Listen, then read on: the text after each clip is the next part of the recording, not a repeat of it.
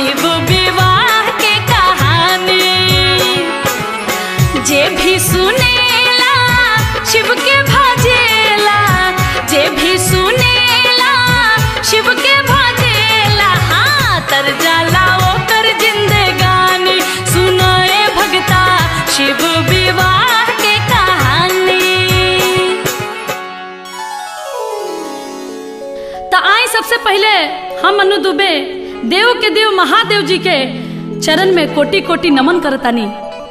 आ साथ ही साथ आप तमाम शिव भक्त के हार्दिक अभिनंदन करतानी। आज बड़ा ही खुशी के बात बा, बड़ा ही सौभाग्य के बात बा कि हमरा शिव विवाह कथा कहे के आ कुछ गावे के मौका मिलल बा। शिव विवाह यानी भगवान भोले शंकर के बियाह। शिव मतलब सृष्टि, शिव में ही सृष्टि समाइल बा। तब भक्त लोग जे भी शिव के गुणगान करेला, शिव के ध्यान करेला, शिव के कथा सुनेला, ओकर ए सृष्टि से ए दुनिया से उद्धार हो जाला, ओकरा तृप्ति मिल जाला। त आए भक्त लोग ए संगीतमय शिव विवाह में हमार जे जे सहयोग कैले बा ओकर पात्र परिचय कराओ तनी। ई संगीतमय शिव विवाह कथा लिखले बानी आदरणीय आर पंकज जी, म्यूजिक से सजौले बानी लवली शर्मा जी, आ ई कथा के रिकॉर्ड कैले बानी आदरणीय कैलाश जी, मैक्स स्टूडियो दिल्ली। सहयोग कैले बानी हमार पापा जी श्री धर्मेंद्र दुबे जी, आ आशीर्वाद बा हमार गुरु जी आदरणीय पंडित रामेश्वर तिवारी जी के। जौना कथा के आप सबके बीच प्रस्तुत कर रहल बा भोजपुरी संगीत के सबसे बड़ कंपनी यानी वेव म्यूजिक कंपनी। तब प्रेम से बोलिए शंकर भगवान की।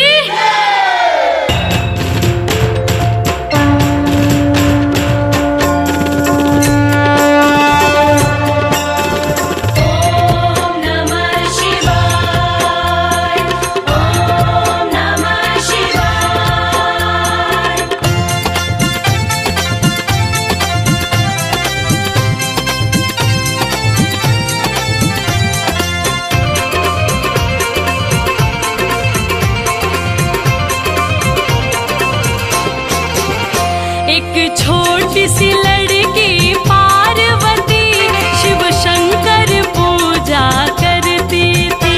एक छोटी सी लड़की पार्वती शिव शंकर पूजा करती थी। एक छोटी सी लड़की पार्वती शिव शंकर पूजा करती थी।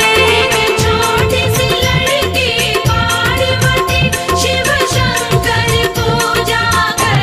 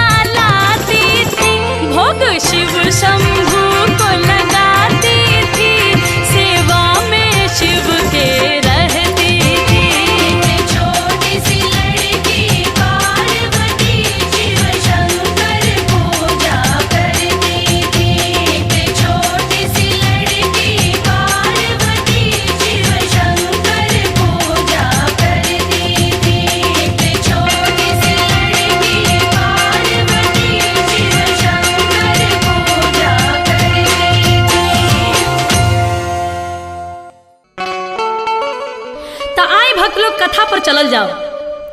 राजा हिमांचल के पुत्री पार्वती अपन घर दुआर माई बाप सबके त्याग के जाके जंगल में शिव जी के पावे खातिर तपस्या करतरी।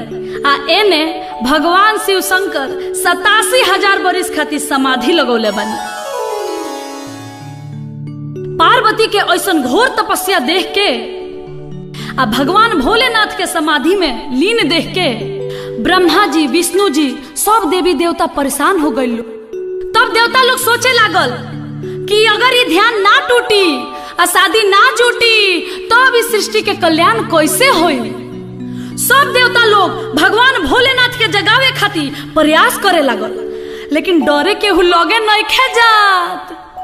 अगर भगवान भोलेनाथ खिसिया गईले तब पूछी सब गड़बड़ बा।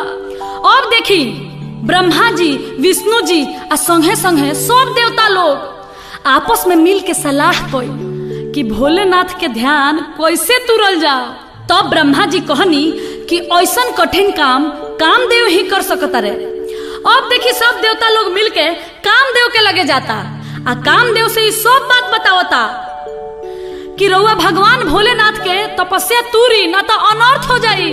काहे से कि पार्वती भगवान भोलेनाथ के पावे खातिर जंगल में जाके तपस्या कर रहल बड़ी। अब देखी भक्त लोग कामदेव भी ई खतरनाक काम करे खातिर तैयार नहीं होत। कामदेव भी कहत रे ऐसन खतरनाक काम हमरा से ना होई। तब ब्रह्मा जी समझौनी ह कामदेव ई काम तोहरे करे के पड़ी, ना तो इस सृष्टि के कल्याण ना होई।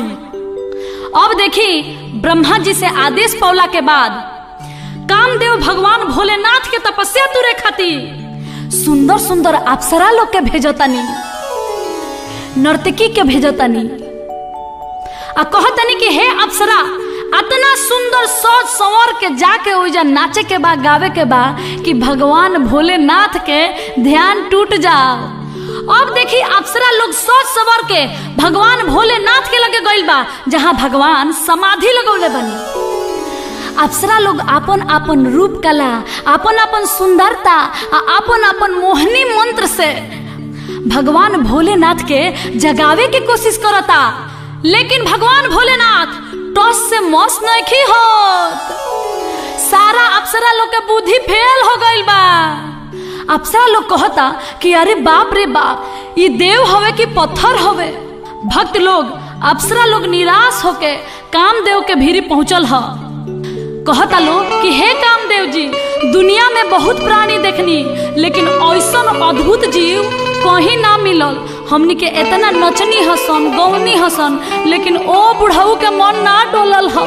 तो देखिए एगो कैसन गीत के भाव लागल।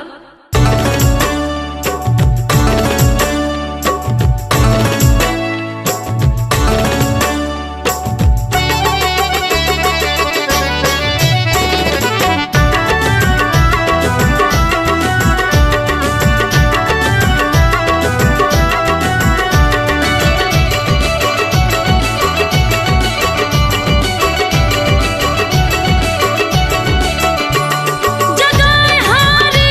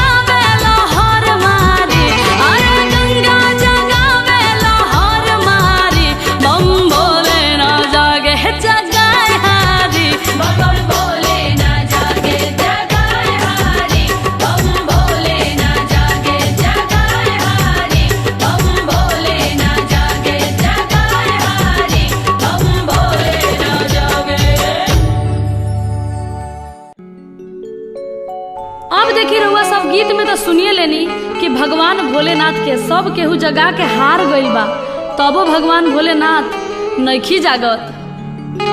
अब खुद कामदेव ही भगवान भोलेनाथ के जगावे खातिर चल देले बानी।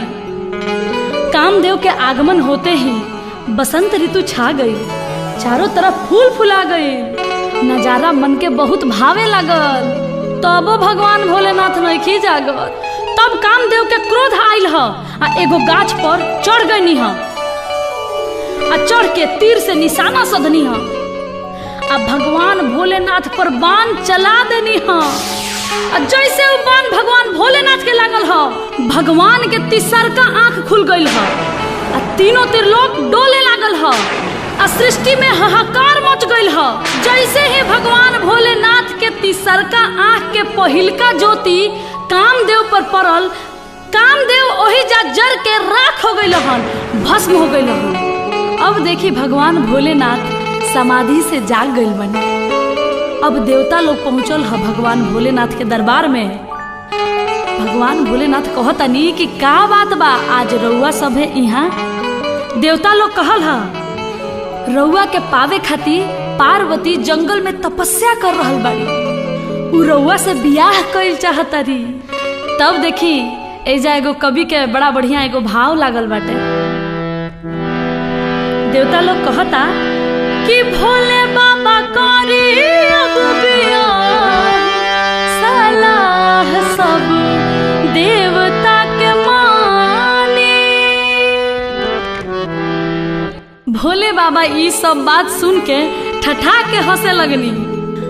बियाह हमरा जैसन गजेड़ी भंगेड़ी से बियाह के करी? अरे के हमर भांग पीसी आ के हमरा जोरे टूटही पलानी में गुजारा करी? के हमरा जोरे कैलाश पर रही? के हमरा संगे जंगल में रही? अरे हमरा से केहू बियाह ना कर सकेला। हे देवगण, आप सब हमरा के मत भरमाई। देवता लोग कहल ना प्रभु ना, रउआ बियाह करे के पड़ी, पार्वती रउए से बियाह करी है। भगवान भोलेनाथ के देवता लोग के बात पर भरोसा ना भइल। तब भगवान भोलेनाथ सप्त ऋषि लोग के बोलौले आ कहतनी हमरा खातिर पार्वती जी जंगल में जाके तपस्या करतारी, तनी जाके तू लोगिन पता कर लोगिन तो कि सही में उ हमरा के चाहतारी कि ना। आ जाके उजा हमार जेतना शिकायत बा सब जाके उजा कह देवे के बा, कैसहू हमार बियाह काट देवे के बा। सप्तऋषि लोग महादेव के आज्ञा पावते ही कहता कि जैसन राउर इच्छा महादेव, हमनी के उहे करब सब जौन रउआ चाहतानी। तो देखी बियाह कटवा एही बेरा ना, ओहू बेरा बियाह कटवा रहे लोग। आ बियाह कटवा लोग चल देले बा बियाह काटे खातिर। आ सप्तऋषि लोग जंगल में जाता जहाँ पार्वती जी तपस्या कर रहल बाड़ी। अरे जेकरा खातिर धरलू धयानावा, आ लगनवा तोहरो लागल, अब बड़े हो राम। ए गौरा, तू जेकरा खातिर तपस्या करत रहू जाना तारू के हउए? पागल हउए पागल। अरे ओकरा रहे के घर नहीं खे, पहने के बस्तर नहीं खे, छानी छपर नहीं खे, उ तो खुदे पतई चबावेले, तो तारा के का खियाई है? गौरा ए गौरा, अलग जाए भगिया में अगिया, ए लग जाए भगिया में अगिया, साजनवा तोहरो पागल बड़े हो राम, और भंगिया तोहरो पागल बड़े हो राम। जेकरा खातिर धरलू धयानावा, लगनवा तोहरो लागल बड़े हो राम।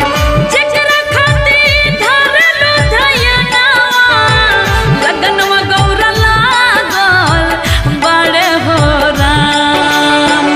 लग जाए भगिया में अगिया,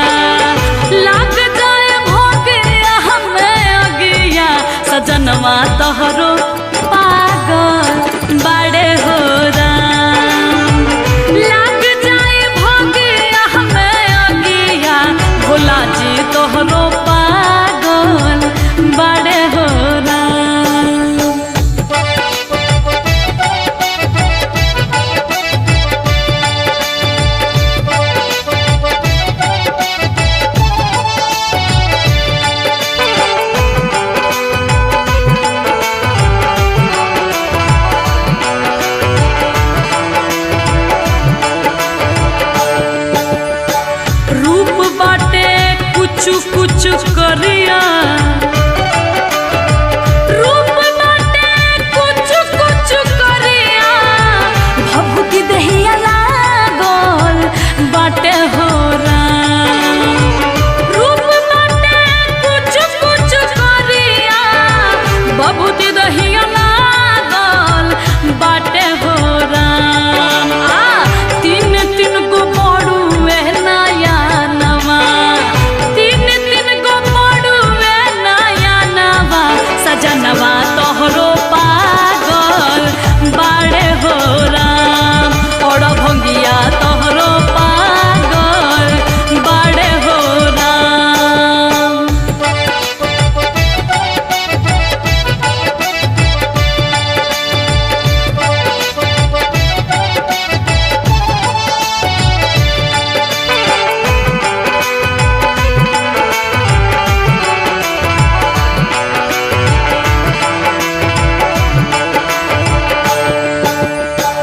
गरवा में झूल विष धारवा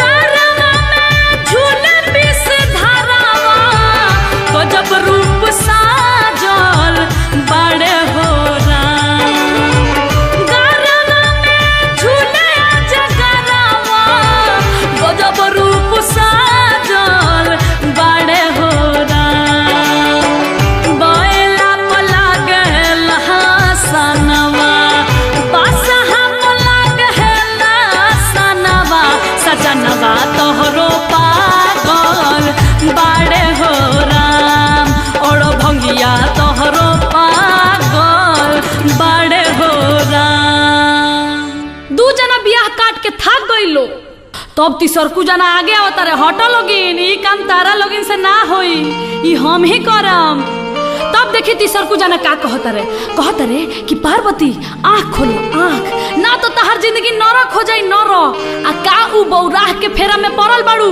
पार्वती के समझावे लगले कि बर बीसम बीसम बीसा आ बर ताके एके दिशा बर के घर में चांद सूरज के ज्योति आ बर पेन्ही ना पियरी धोती अरे बुझला एकरा मतलब का होला कि बर बीसम बीसम बीसा यानी 20 आ 20-60 बरिस के लइका बा आ बर ताके एके दिशा एके कोर ताके ले कंडेर बाड़े बुझली ह आ बर के घर में चांद सूरज के ज्योति डायरेक्ट सूरज भगवान के ज्योति आवेला घर दुआर नहीं खे पर्वत पहाड़ पर रहे के पड़ी आ बर के घर में चांद सूरज के ज्योति आ बर पेन्ही ना पियरी धोती बर पियरी धोती ना पहनी है और उनका डरे से बुझा कि मिर्गा छला है अरे समझ लू गौरा अरे तू राजा महाराजा के बेटी हो तू कोनो राजकुमार से बियाह कर तू आ का है बुढ़ऊ के फेरा में पड़ल बाड़ू ई सब सुनला के बाद गौरा जी से बर्दाश्त ना भइल शंकर जी के शिकायत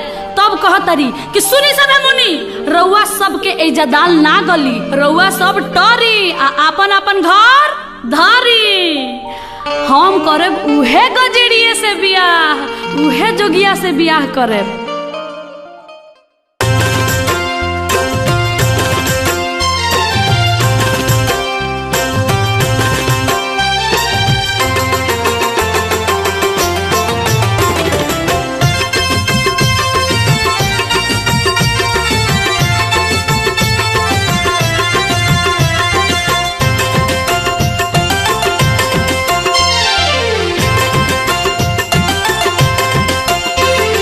जोगी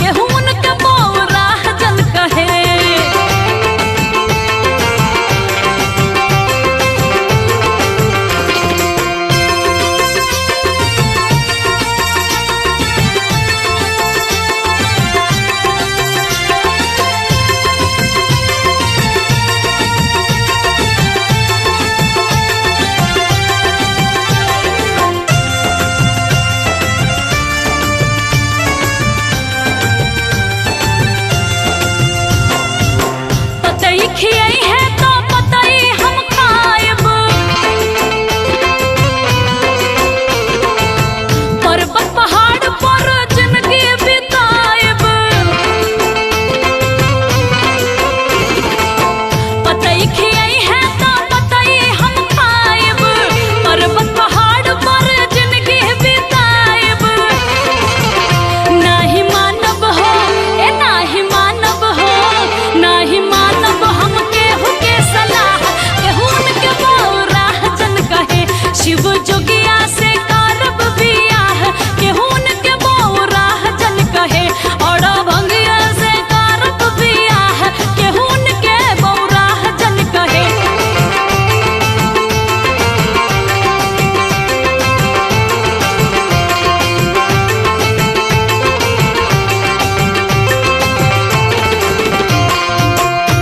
ई सब सुनला के बाद सब ऋषि लोग बूझ गइल कि ई बियाह हमनी से त ना कटी। तब गइल लो भगवान भोलेनाथ के लगे आ कहल लो कि हे भोलेनाथ राउर बियाह होइबे करी, ई बियाह गणासियों से ना कटी, काहे से कि पार्वती रउआ के मन ही मन में अपन स्वामी मान लेले बड़ी। तब भगवान भोलेनाथ कही आए ऐसा बात है तब मुझे स्वयं परीक्षा लेना पड़ेगा।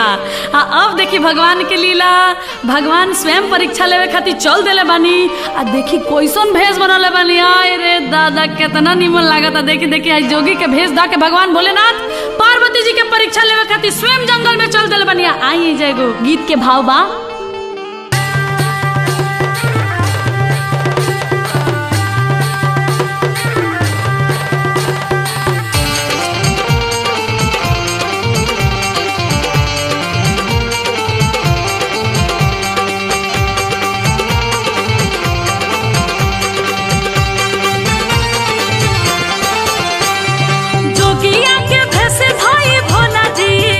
चल भइले बनावा, जोगिया के भेष धाई भोले बाबा चल भइले बनावा। ए जहाँ पार्वती पूजे शिव के धई के ध्यानवा, ए जहाँ पार्वती पूजे शिव के धई के ध्यानवा।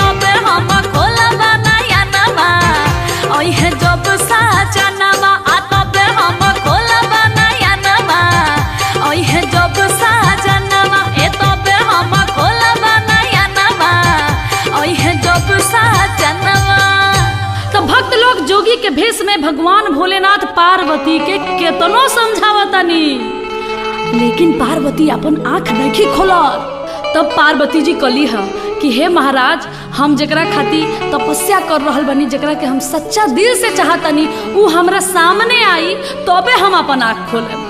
पार्वती के वचन सुन के भगवान भोलेनाथ भाव विभोर हो गई है। तब कहतनी देवी आँख खोला, तू जेकरा के चाहतारू उ तेरा सामने साक्षात खड़ा बा।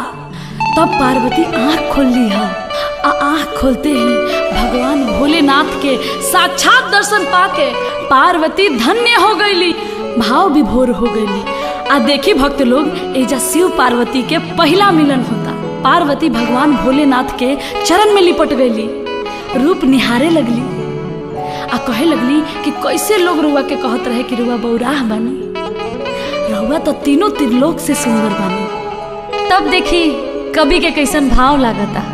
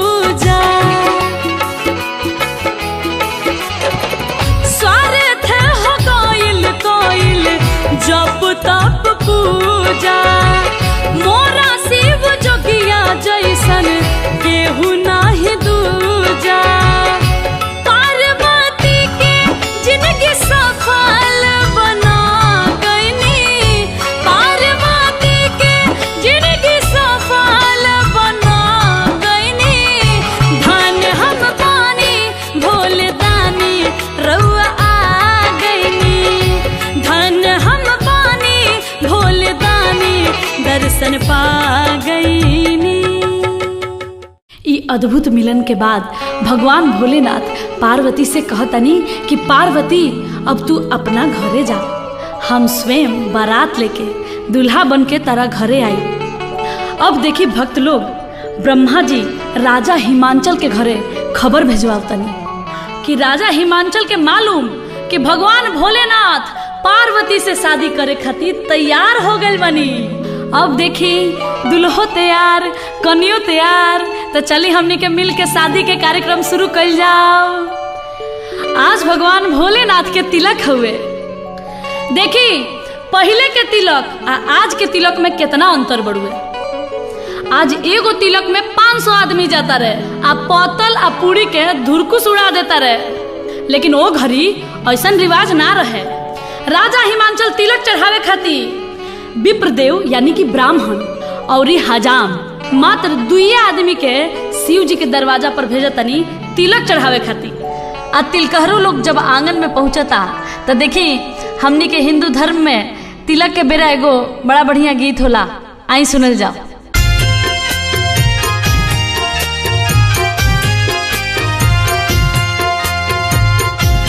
देखी भगवान भोलेनाथ के तिलक चढ़ रहल बा, मंगल गीत गूंज रहल बा।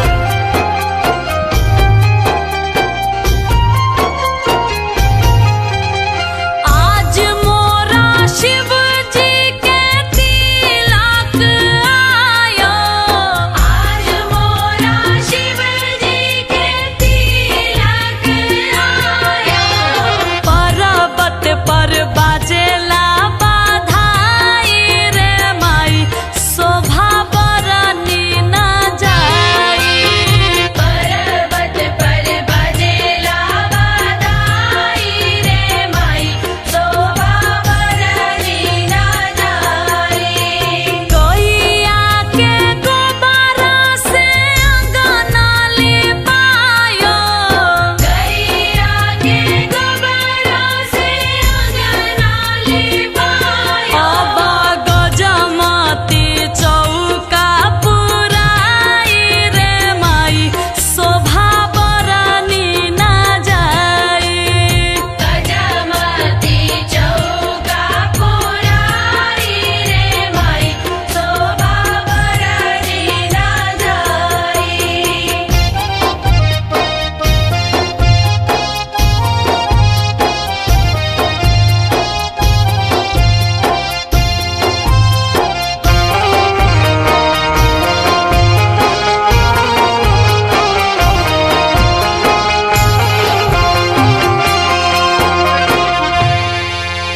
अब देखी भगवान भोलेनाथ के तिलक चढ़ गइल बा।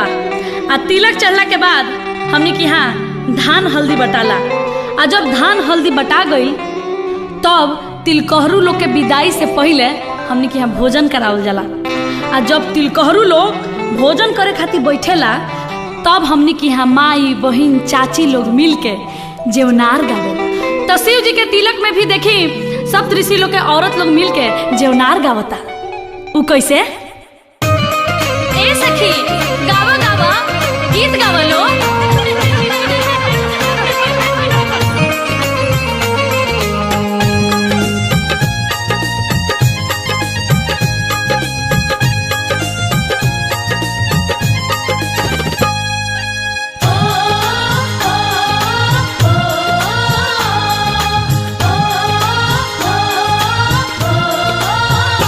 ए हो सोने के थारी में जेवाना पा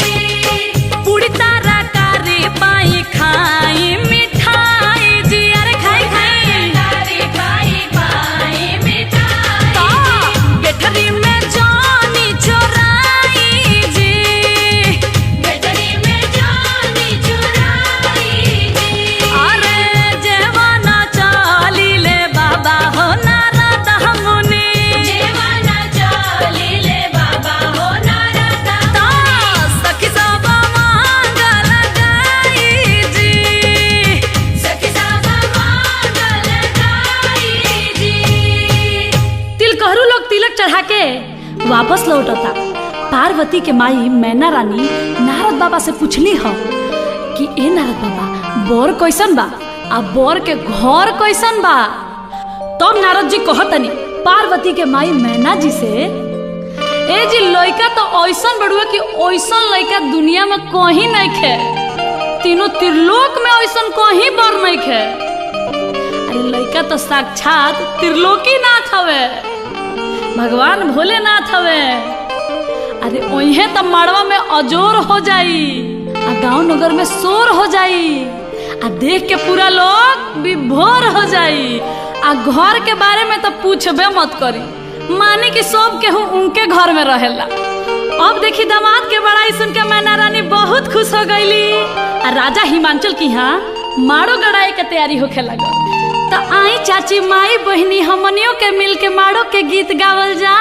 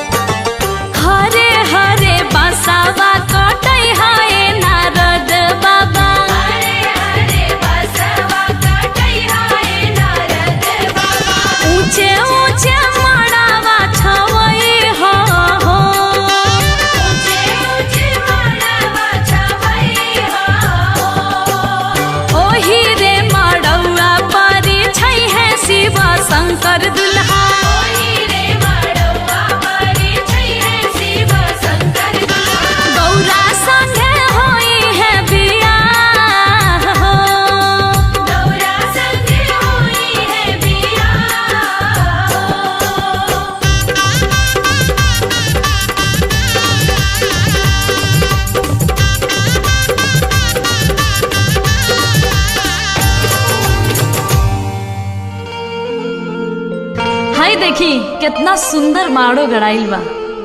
माड़ो गड़ा गइल बा।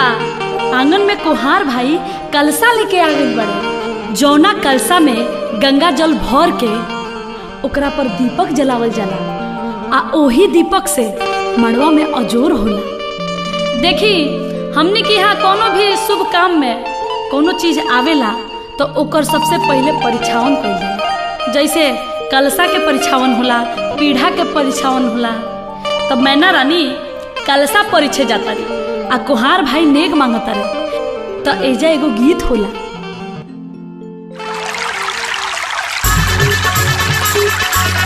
ए चाची नेक निकाली नेक।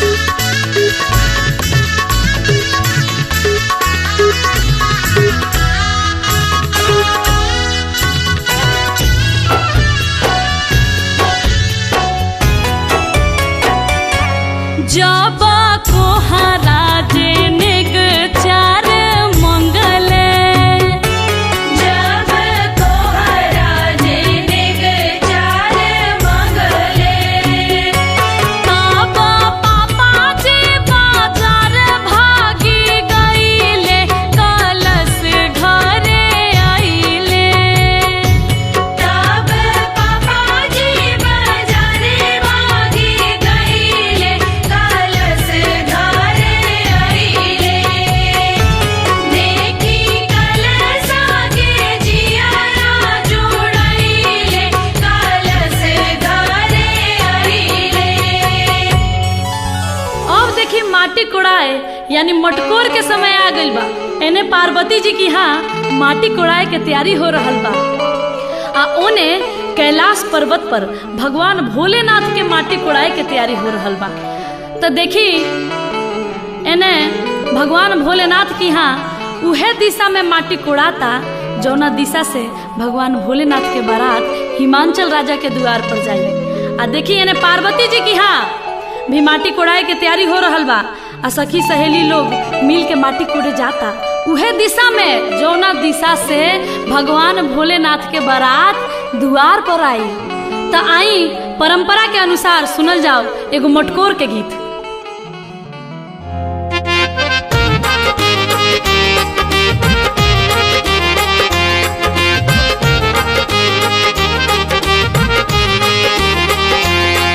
बजाओ भैया चमरा बजाओ सहनाई कहवा के पियर माटी कहाँ के कुदार है कहवा के पियर माटी कहाँ के कुदार है कहवा के साथ सुहागिन मट कोड़े जास है कहवा के साथ सुहागिन मटकोड़े जास है गंगा जी के पियर माटी सोन के कुदार है गंगा जी के पियर माटी सोन के कुदार है देवलोक के साथ सुहागिन मट कोड़े जास है देवलोक के साथ सुहागिन मटकोड़े जास है देवलोक के साथ सुहागिन मटकोड़े जास है देवलोक के साथ सुहागिन मटकोड़े जास है देवलोक के साथ सुहागिन। अब देखी दोनों ओर के माटी कोड़ा गइल बा आ अब हरदी चढ़ावे के बेरा आ गई। तो देखी भक्त लोग एजा एगो बड़ा महत्वपूर्ण बात बा। बात ई बा कि हरदी उहे आदमी चढ़ावेला जेकर खुद देही पर हरदी चढ़ गइल होखे यानी कि बाजा बाज गइल होखे। तो देखी अब दोनों ओर हरदी चढ़े लागल।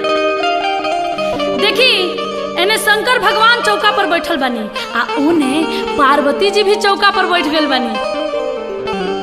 हल्दी चढ़े लागल दोनों ओर आ हल्दी के गीत गवाए लागल।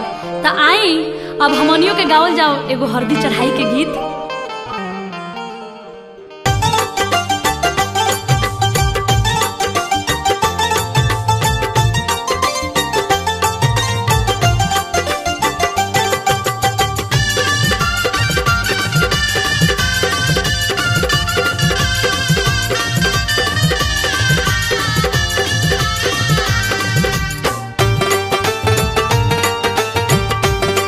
आगे माई कावन बाबा हरदी चढ़ाइले है आगे माई ब्रह्मा बाबा हरदी चढ़ाइले है शिव शंकर पर के दिले आशीष दुल्हा बनाइले है शिव शंकर वर के दिले आशीष दुल्हा बनाइले है कि आगे माई आजू के हरदिया सुहावन है आगे मैया जो के हरदिया सुहावन है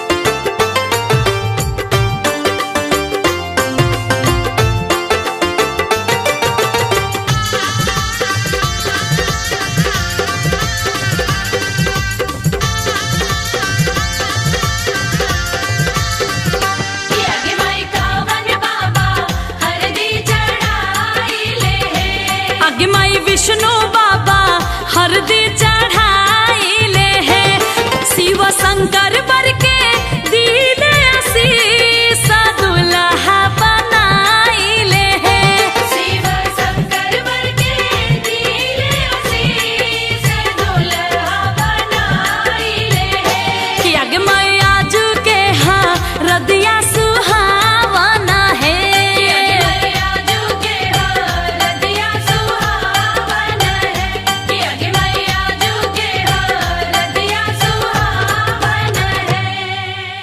अब देखी भगवान भोलेनाथ के हरदी चढ़ते ही चेहरा पर निखार आ गई सांवर दुल्हा गोर लागे लगले भगवान भोलेनाथ के चेहरा पर मुस्कान खिले लागल। ये दृश्य देख के सब देवी देवता मने मन बहुत खुश होता रहे। आज भगवान भोलेनाथ के बारात जाए आला बा अब बारात जाए से पहले दुल्हा के नहवावन होला तो देखी भगवान भोलेनाथ के भी नहवावन हो रहल बा तो हमनी के यहाँ नहवावन पर एगो बड़ा नीमन गीत गावल जाला तो आई सुनल जाओ एगो गीत। आगे माई बड़े बड़े बूंदावा परेला गाना आगे माई भोला भंगिया नहाले आंगना आगे माई आई छेलिया वाइन जवाइन कवना माना उनकर नजरी उतारेली सात सोहागिन ना। अब देखी भगवान भोलेनाथ ससुरारी जाए खातिर तैयार होके लगनी सजे लगनी कैसे श्रृंगार करतनी भगवान भोलेनाथ गंगा का पार पर यानी कि जटा में गंगा चंदा लीलार पर यानी कि लीलार पर चंद्रमा सजले बनी कान में कुंडल के जगह बिच्छी झूलतिया आ गर्दन में सांप के माला देही में भभूत रमौले बानी एक हाथ में त्रिशूल आ दोसर का हाथ में डमरू लेले बानी आ बोर के पोशाक ना देखी कमर में मिर्ग छाला लपेटले बानी भोलेनाथ सज धज के अब चौका पर नहछो खाती बैठतानी तो देखी एगो गीत कैसे बा नोहा काटू नौआ रे अंगूरी जानी कटी है रे बढ़िया से नोहा नाही कटबे जे तोरा नेग नहीं मिली है रे। अब देखी भगवान भोलेनाथ के वही चौका पर चुमावन भइल है भगवान भोलेनाथ बसहा पर सवार होके बारात लेके निकलतानी बसहा खुशी से झूम रहल बड़े भगवान भोलेनाथ के बरियात जाए खातिर तीनों त्रिलोक के कोना कोना से अद्भुत अद्भुत जीव जंतु प्राणी आइल बड़े देवता लोग के अलग दल बा अब भूत पिचास के अलग दल बा हकनी डाकनी डाइन के अलगे दल बा आ जीव जंतु के अलग दल बा भगवान भोलेनाथ के संगे सभे मतवाला हो गइल बा आ देखी बारात में के बाजा बजावता आ के डांस करता हाड़ा बिरनी आ भुनुर भुनुर क के सहनाई बजावता आ सांप अलगे फफकार मारता आ भूत बताल अलगे नाचता रे अपना धुन में आ कोनो के गोड़ बा तो हई देखी कोनो के मुड़िए नइखे आ कोनो के भर देही गोड़े बा कोनो के एको गो आँख नइखे आ तो कोनो के भर देही बुझी की आँखे बा। अब भगवान भोलेनाथ के बारात जौना रास्ता से जाता बुझी की रास्ता क्लियर बा एको गो ट्रैफिक नइखे मिलत हई ना देखी जौना रास्ता से ये बारात जाता वो रास्ता के लोग अपना घर में लुका जाता दादा रे दादा आज जान बाची की ना। ये बारात के रास्ता में जौन भी मेहरारू लड़की देखतारी उ कहतारी कि हे भगवान कौन बाछी के करम फूटल है ई बारात के करा यहाँ जाई ई दुल्हा के कर हूँ। तो देखी भगवान भोलेनाथ के बारात कैसे गावत बजावत जाता आ लोग देख के का कहता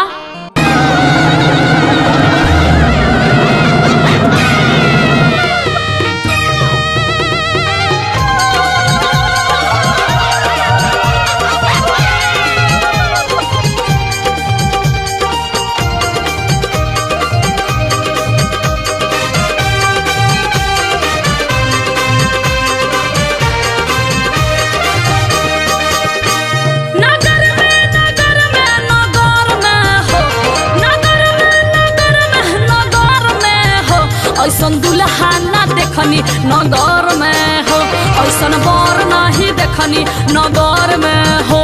नगर में नगर में नगर में हो, नगर में नगर में नगर में हो, ऐसन बर नहीं देखनी नगर में हो, ऐसन दुल्हा न देखनी नगर में हो। अरे बाप रे बाप, अरे ए सखी ई बाढ़ की पीपर हो।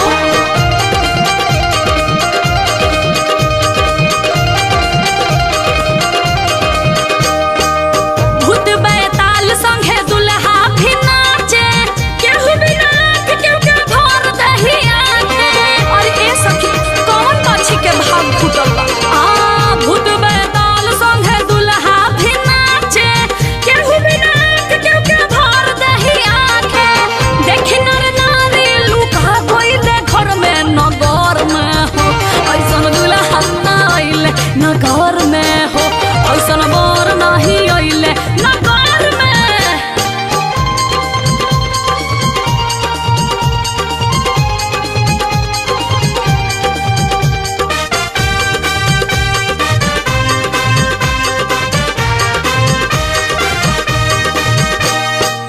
हड्डा अबिरनी बाजावे सहनाई, टूड़िया लगा के बिछी नाचे रमाई। अरे ए सखी कौन पक्षी के भाग फूटल बा। हड्डा अबिरनी बाजावे सहनाई, टूड़िया लगा के बिछी नाचे रमाई। झूले जगरवा हो बरवा के घर में नगर में हो, ऐसन दुल्हा ना देखनी नगर में हो, ऐसन बर नहीं देखनी नगर में हो। देखिए गावत बजावत ये अलबेला दुल्हा के अद्भुत बारात राजा हिमांचल के नगरी में प्रवेश करता। एने राजा हिमांचल जी बारात के स्वागत के तैयारी कर रहल बानी। दुआरे बारात लागे के तैयारी हो रहल बा।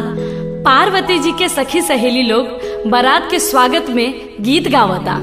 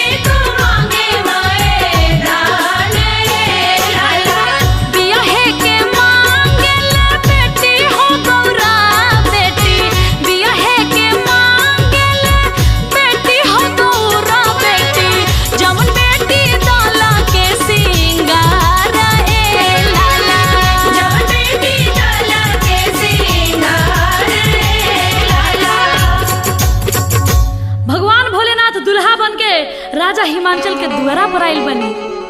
ऋषि मुनि पुरोहित लोग द्वार पूजा करावता।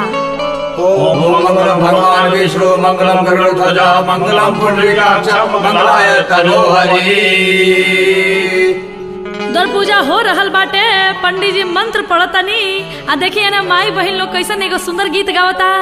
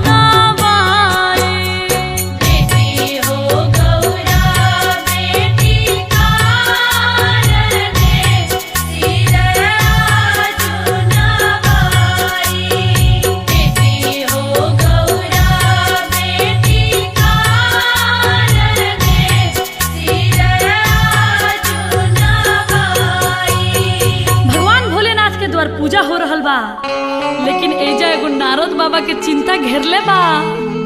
चिंता ऊ बा कि मैना रानी से दुल्हा के खूब बड़ाई कइले बड़े, आ उहे दुल्हा अपन बियाह करे खातिर असली भेष में आइल बा।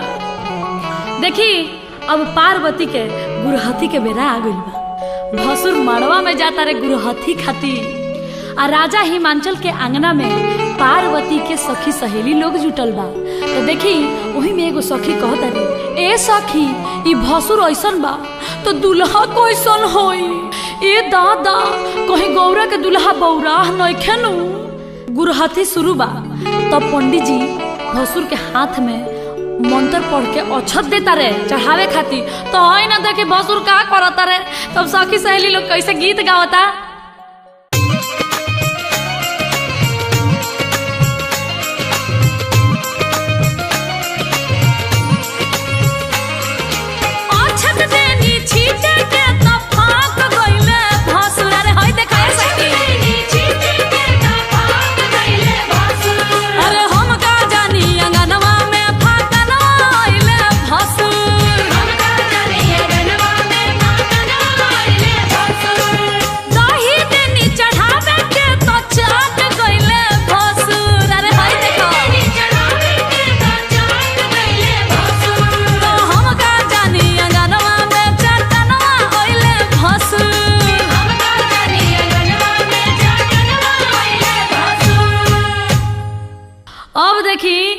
जौना बेरा के इंतजार रलो उहे बेरा आ गइल बा।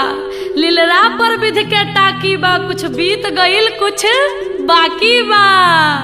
अब नारद बाबा के गोधन कुटाए आला बा। काहे कि इहे बरब अंगना में जाए आला बा। एने देखी मैना रानी अपन दामाद देखे खातिर बेसब्री से इंतजार कर रहल बाड़ी। आखिर उ दामाद के कब देखेम जे तीनों त्रिलोक के मालिक हवे, जेकर इतना बड़ाई सुन ले बानी, जेकरा से हमार बेटी पार्वती के बियाह होके आला बा। अब बर के आंगना में बुलावे खातिर हजाम के भेजल जाता। भगवान भोलेनाथ जैसे ही राजा हिमांचल के आंगना में अइलो हन, जैसे ही सास अपना दामाद के देखली हो अंगने में गिर गईली हो, बेहोश हो गईली हो। राजा हिमांचल के आंगना में रोन पीटन पड़ गई। आहिर रे दादा ई का भई? आखिर हमार भोली पार्वती कौन कसूर कैले रही हो? अब देखी नारद भगवान के सब केहू खोजे लागल ह, सब केहू उनका के कोसे लागल ह, गाड़ी देवे लागल ह। का ए नारद ई अबोध बेटी तहर का बिगड़ले रही ह? आखिर कौना जन्म के बदला सधौला ह कि हमार पार्वती खातिर ऐसन दुल्हा खोज के लिए ह, ऐसन भिखारी के खोज के लिए ह। तब तक नारद बाबा नारायण नारायण करत आंगना में पहुंचतानी। देखी नारद मुनि ही शंकर भगवान आ पार्वती जी के बियाह में अगुआ रहल बनी। नारद मुनि के बात केहू ना काटेला। नारद मुनि आगम निगम सब कुछ जानी ले। नारद नारद जेकर बात कबो रद्द ना होखे ओकरे के नारद कहल जाला। तो नारद भगवान मैना रानी के समझावतानी आ कहतानी कि मैना रानी ना ना रुआ चिंता ना करी, ई भगवान भोलेनाथ हुवन, ई सही में तीनों त्रिलोक के मालिक हुवन। रुआ अभी कुछ नहीं जानत, इनकर अनेक रूप बा। हे मैना रानी रुआ बर पर छी, रुआ चिंता ना करी। लेकिन मैना रानी तैयार नहीं हो। कहतरी ना ए दादा ना, ऐसन बौरा बर से हम अपन गौरा के बियाह ना करे। देखिए जाएगो कैसन भाव लागता मैना रानी के कि आगे माई गौरी ऐसन ज्ञानी बेटी के बरवा मिलल बौरा। ए माई बरवा मिलल बौरा। नारद बाबा के हम काहिले बिगड़नी, बरवा खोजल बौरा है कि अगमाई ऐसन बौरा बरसे गौरा ना बियाहब, मोरे गौरा रही है कुंवर। ए माई मोरे गौरा रही है कुंवर। गौरा लेके डूबब हम, गौरा लेके गौरा लेके जाइबो पाताल है कि आगमाई ऐसा न बौरा बरसे गौरा ना बिया हब भले गौरा रही है कुंवार ए माई मोर गौरा रही है कुंवार। कसहु नारद भगवान मैना रानी के सखी सहेली लोग के समझा बुझा के आ माड़ो में लेके आओ तनी कि चली मतवा चली बर परछी बर राउर बहुत सुंदर बा। मैना रानी केहूँगा अपन दिल पर पत्थर रख के आ आंगना में आओ तरी। आंगना में अइला के बाद लोढ़ा लेले बाड़ी लेकिन मने मन में डरा तरी। तब पीछे से सखी सहेली लोग गीत गावता का कहता अरे हाय देखा ए सखी ये दुल्हा कैसन बा हो।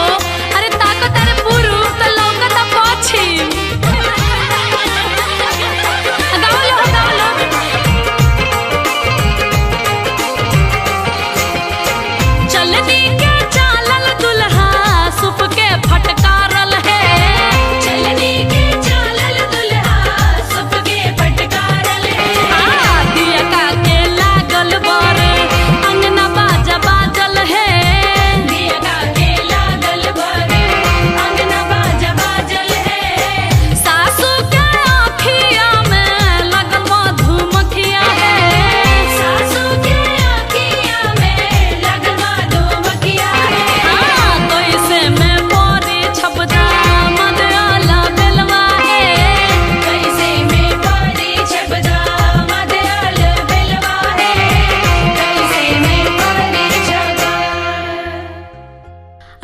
बर पर छा गई बड़े। अब बर पर छैला के बाद अब पार्वती के मंडप में बुलावल जाता। तो देखिए एगो एजा गीत होला, वो गीत ऐसन होला कि सुनते ही हर बाप के करेज फटे लगेला। जे बेटी के इतना छोट से पढ़ा लिखा के पोस पाल के सयान कैले बा, ऊ बेटी आज पराया होके जा रहल बाड़ी।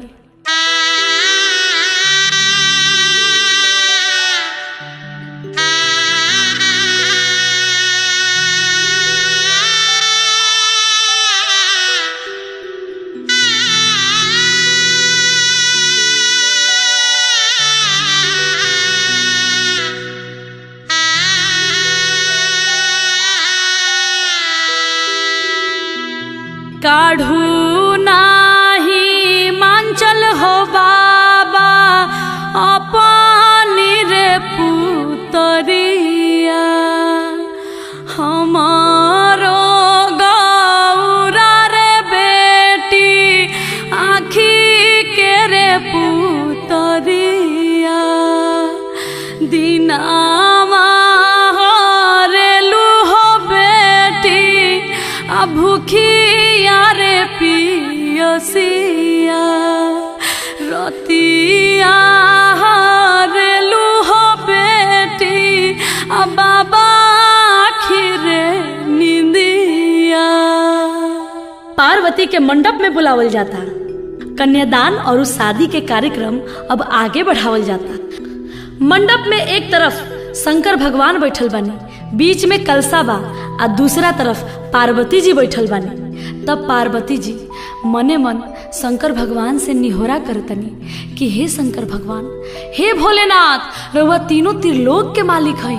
रउआ इतना सुंदर तीनों त्रिलोक में केहू नहीं खे, तब राउर शिकायत हमरा यहाँ होता, हमरा तनको नीमन नहीं खे लागे। प्रभु कुछ विचार करी, आपन भेष के बदली। पार्वती जी मने मने मुस्का के देखी का कहतरी कि कलसा के ओटे ओटे बोलेली गौरा दई, राखी स्वामी लजिया हमार है। आ तनिया सा रूपवा बदलती महादेव, नैहर के लोग पतियाए। हे स्वामी नैहर के लोग पतियाए। अब देखी कैसे चमत्कार होता कि अतने में रूपवा बदलनी महादेव, चांदनियन चमके लीलार। ए माई दुल्हा सुंदर सुकुमार। देखी पार्वती जी के विनती सुनते ही भगवान शिव शंकर भोलेनाथ अपन रूप बदल देले बानी। आ रूप बदलला के बाद वहाँ ऐसा सुंदर दुल्हा तीनों त्रिलोक में कहीं नहीं खे। आ देखी मड़वा अजोर हो गई बाटे। भगवान भोलेनाथ आ पार्वती जी के ये अद्भुत जोड़ी देख के कलसा भी मने मन मुस्काता। एजा भी एगो गीत गावल जाला, कैसे?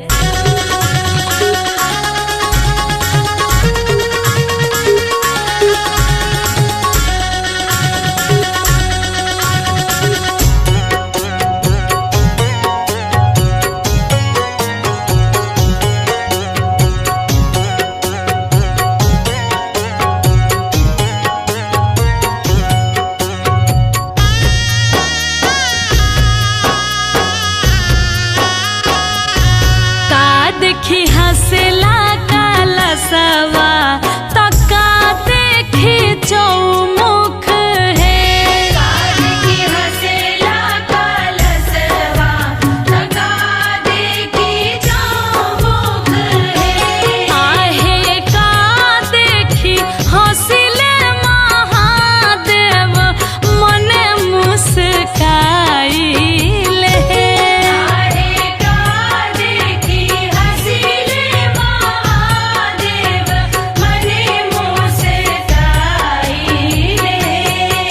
देखी हंसला कलसवा कलश देखी चौमुख है।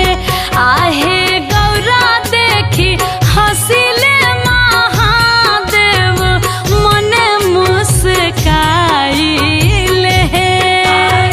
गौरा देखी हंसिले महादेव मने मुस्काई।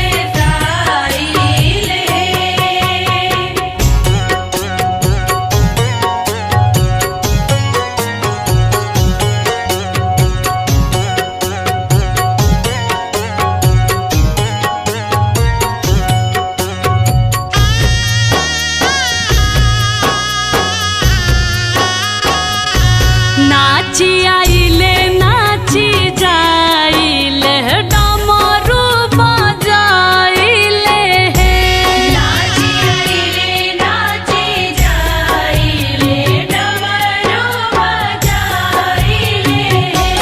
आहे सुतल गौरा उठेली चिहाई डमरू देखे जाइब आहे सुतल गौरा उठेली चिहाई डमरू देखे जाइब है।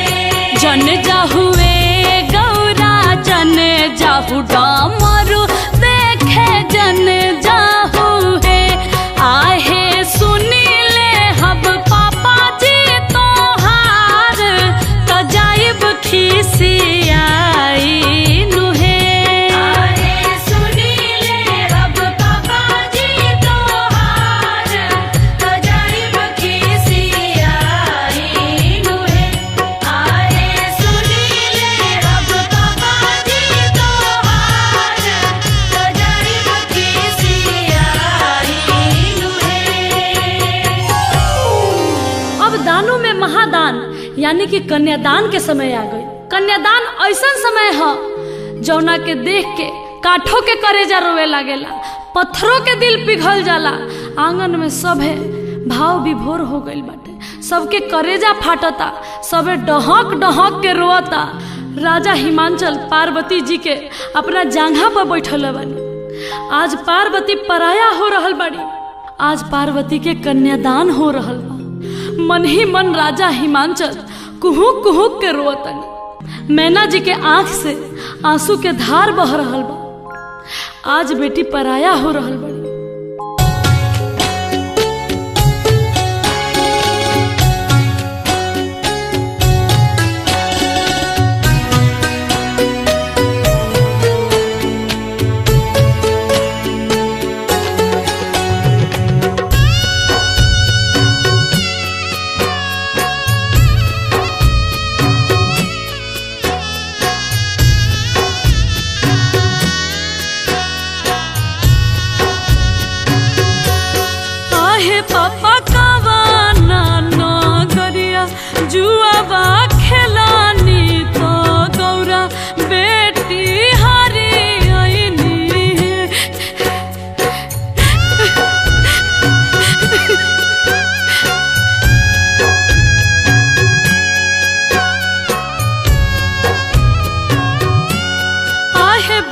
शिव के नागरिया जुआवा खेलानी तो तोहरा के हरियनी है।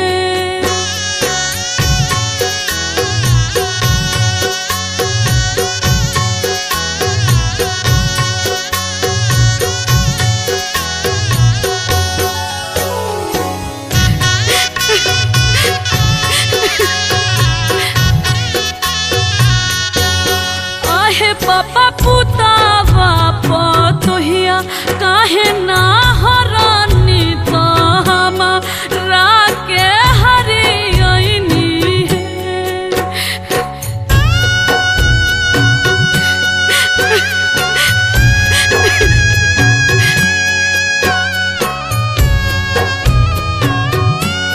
आहे बेटी पुतावा पतोहिया घर के लक्ष्मी तो तू बेटी पाराया बाड़ू हो।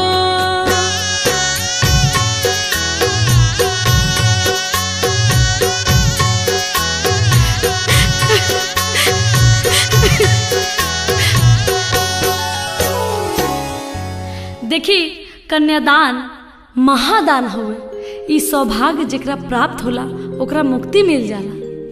तब भक्त लोग हम भी रउआ सबसे निहोरा कर रहल बानी कि कन्यादान रउआ सब भी जरूर करब। अगर आपन बेटी ना होखे त केहू पराया के बेटी, केहू गरीब के बेटी, आपन भतीजी आ ना होखो तो आपन भगनी के कन्यादान जरूर करे के चाहिए। यही से मनुष्य के जीवन सफल होला। आई हमनी के परंपरा के अनुसार एगो औरी कन्यादान के गीत होला, ओकरा के सुन लिहल जाओ।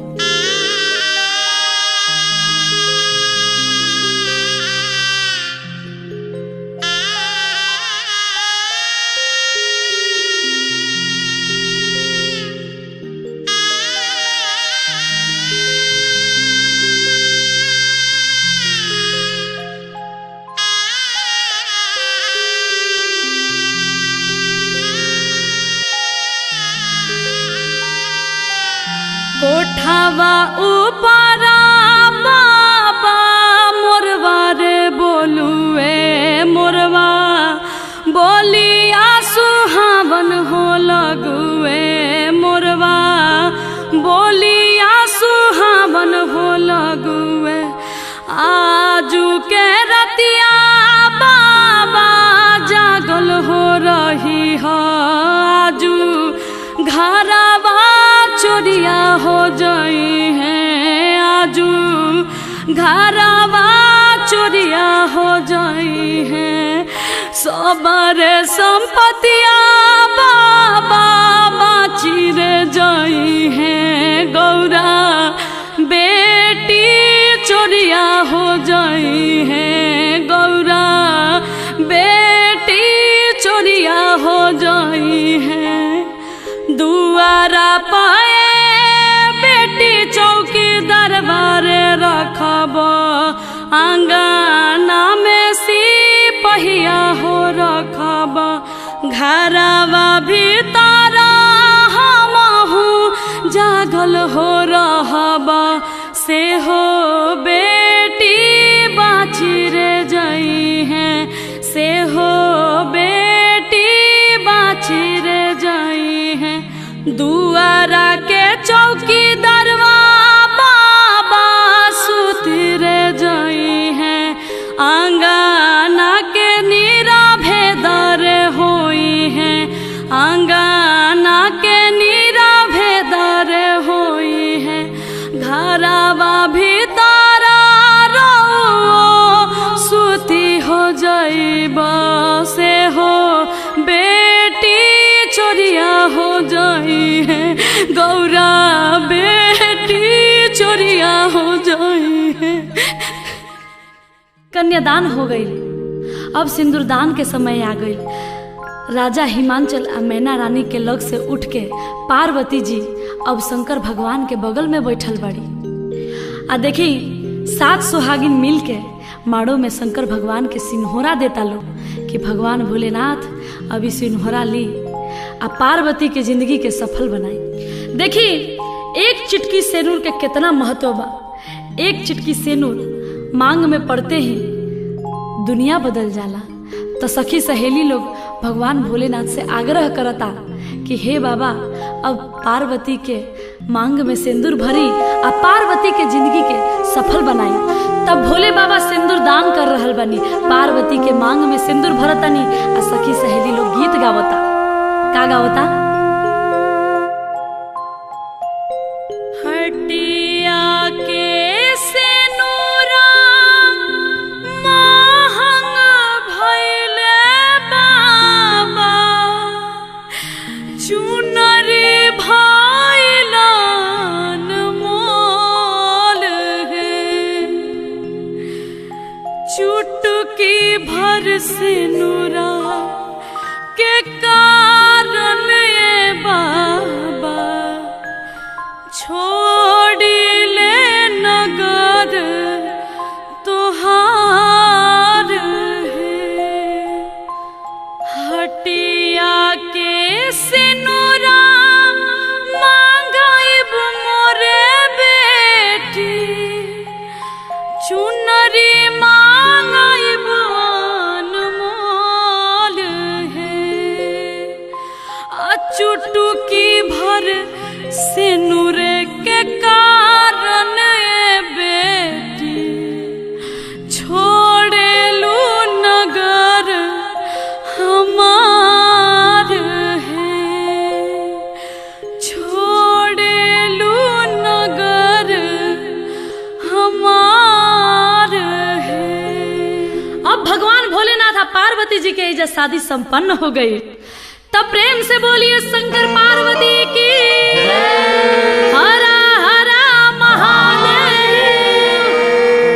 अब देखिए शादी के बाद दुल्हा दुल्हन के आशीष दिहल जाता, यानी कि चुमावन हो रहल बा।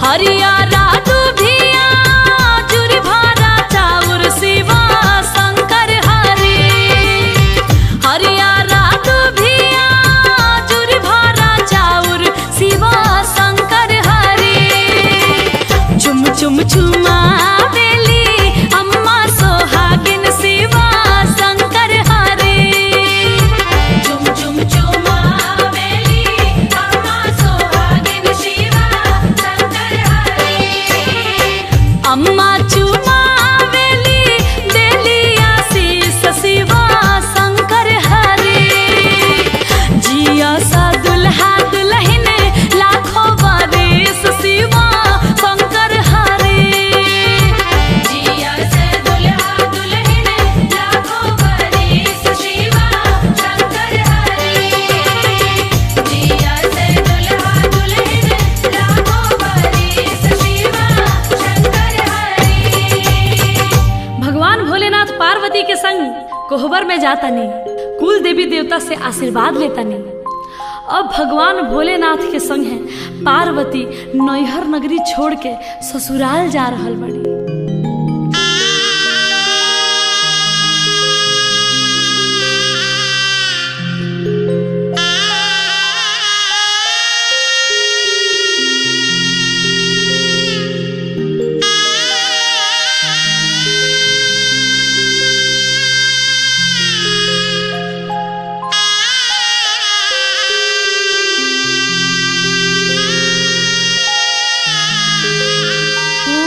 इच्छा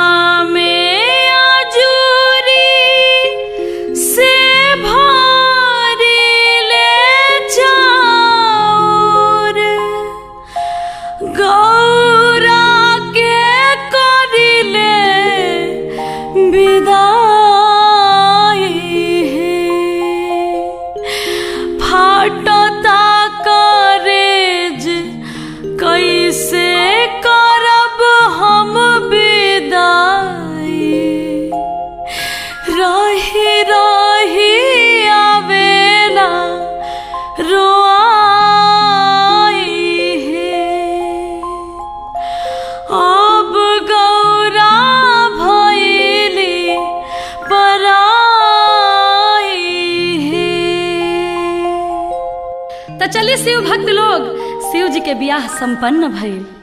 अगर ई कथा में हमरा से कोनो गलती हो गई हुई तो अपना अनु दुबे के अबोध बालिका समझ के, अपन घर के बेटी समझ के माफ करे। हमार आगे भी कोशिश रही कि ऐसा बढ़िया बढ़िया कथा कहानी लेके रउआ सबके बीच में आई। तो बोलिए